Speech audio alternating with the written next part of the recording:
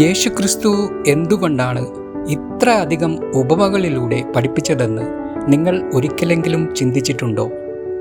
യേശു എന്തുകൊണ്ട് വിത്തുകളെക്കുറിച്ചും ആട്ടിടയനെക്കുറിച്ചും താമരപ്പൂക്കളെക്കുറിച്ചും പക്ഷികളെക്കുറിച്ചും മുന്തിരിത്തോട്ടങ്ങളെക്കുറിച്ചും മീൻപിടുത്തക്കാരെക്കുറിച്ചും നഷ്ടപ്പെട്ട നാണയത്തെക്കുറിച്ചും സംസാരിച്ചു?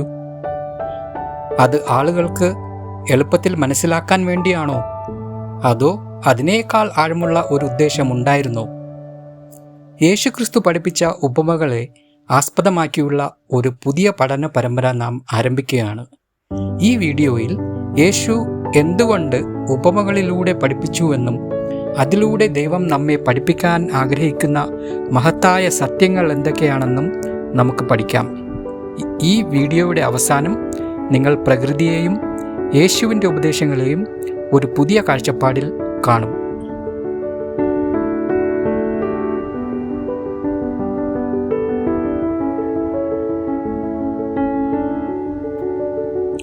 യേശുക്രിസ്തു ഈ ലോകത്തിലേക്ക് വന്നപ്പോൾ അത്ഭുതകരമായ ഒരു കാര്യം സംഭവിച്ചു.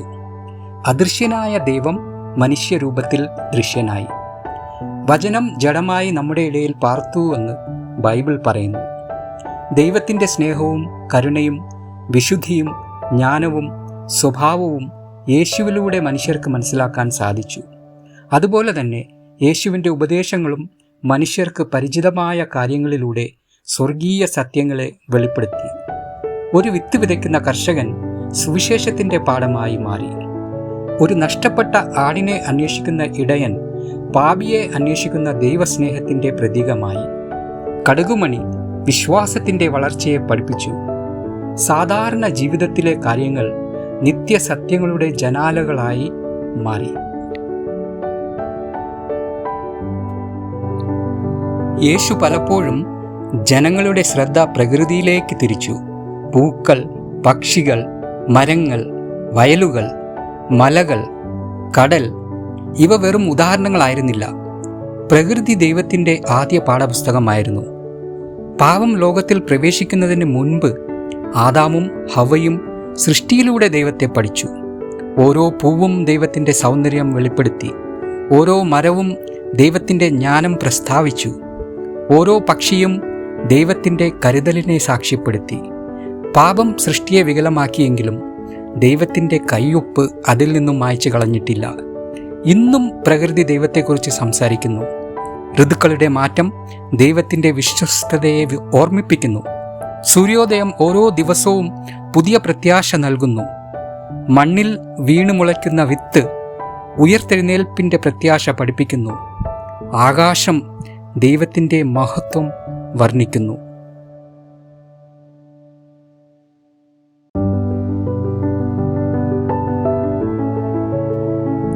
യേശുവിൻ്റെ ഏറ്റവും മനോഹരമായ ഉപദേശങ്ങളിൽ ഒന്ന് ഒരു പൂവിനെ കുറിച്ചായിരുന്നു.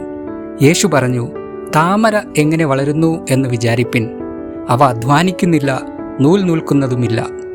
എന്നാൽ ശലോമൻ പോലും തൻ്റെ സകല മഹത്വത്തിലും ഇവയിൽ ഒന്നിനോളം ചമഞ്ഞിരുന്നില്ലെന്ന് യേശു പറഞ്ഞു. ശേഷം യേശു നമ്മുടെ ഹൃദയത്തെ സ്പർശിക്കുന്ന ഒരു സത്യം പറഞ്ഞു. ദൈവം വയലിലെ പുല്ലിനെ ഇങ്ങനെ അണിയിക്കുന്നുവെങ്കിൽ നിങ്ങളെ എത്ര അധികം പരിപാലിക്കുകയില്ലേ? യേശു പൂക്കളെക്കുറിച്ച് മാത്രമല്ല സംസാരിച്ചത്. ആശങ്കയും ഭയവും നിറഞ്ഞ മനുഷ്യഹൃദയങ്ങളോടായിരുന്നു ക്രിസ്തുവിൻ്റെ വാക്കുകൾ. നാളെ എന്താകും എന്ന ചിന്തയിൽ കഴിയുന്നവരോടായിരുന്നു. യേശു പറഞ്ഞു, മുമ്പേ അവൻ്റെ രാജ്യവും നീതിയും അന്വേഷിപ്പിൻ, അതോടുകൂടെ ഇതൊക്കെയും നിങ്ങൾക്ക് കിട്ടും. നമ്മുടെ സ്വർഗീയ പിതാവിൽ വിശ്വാസം വെച്ചാൽ ഉത്കണ്ഠയ്ക്ക് പകരം സമാധാനം വരും.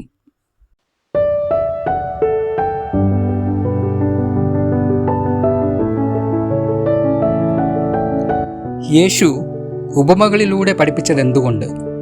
യേശുവിൻ്റെ ഉപമകൾക്ക് നിരവധി ഉദ്ദേശങ്ങൾ ഉണ്ടായിരുന്നു.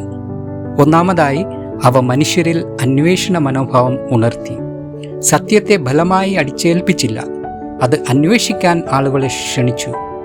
സത്യസന്ധമായി അന്വേഷിച്ചവർക്ക് യേശു എല്ലായ്പ്പോഴും വിശദീകരണം നൽകി. രണ്ടാമതായി, ഉപമകൾ ആളുകൾക്ക് ഉപദേശം മറക്കാതിരിക്കാൻ സഹായിച്ചു. ഒരു കർഷകനെ കണ്ടാലും ഒരു ഇടയനെ കണ്ടാലും പക്ഷികളെ കണ്ടാലും അവർക്ക് യേശുവിൻ്റെ വാക്കുകൾ ഓർമ്മ വന്നു. പ്രകൃതി ആത്മീയ സത്യങ്ങളുടെ ജീവനുള്ള ഓർമ്മപ്പെടുത്തലായി മാറി. മൂന്നാമതായി, ഉപമകൾ സത്യത്തെ സംരക്ഷിക്കുകയും ചെയ്തു. യേശുവിനെ കുറ്റപ്പെടുത്താൻ ആഗ്രഹിച്ച മതനേതാക്കൾ ധാരാളമുണ്ടായിരുന്നു. അതുകൊണ്ട് യേശു സത്യത്തെ കഥകളുടെ വസ്ത്രം ധരിപ്പിച്ചു. സത്യസന്ധരായവർ സത്യം മനസ്സിലാക്കി, അഹങ്കാരികളായവർ കഥകൾ മാത്രം കേട്ടു.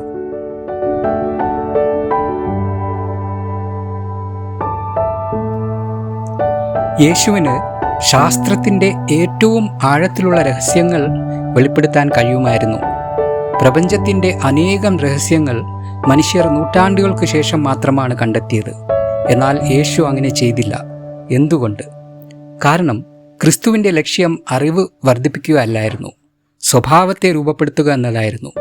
യഥാർത്ഥ വിദ്യാഭ്യാസം വിവരങ്ങൾ ശേഖരിക്കുന്നതല്ല, മനുഷ്യൻ്റെ മനസ്സിനെ ദൈവത്തിൻ്റെ മനസ്സുമായി ബന്ധിപ്പിക്കുന്നതാണ്. ദൈവത്തെ അറിയുന്നതാണ് ഏറ്റവും ഉന്നതമായ വിദ്യാഭ്യാസം.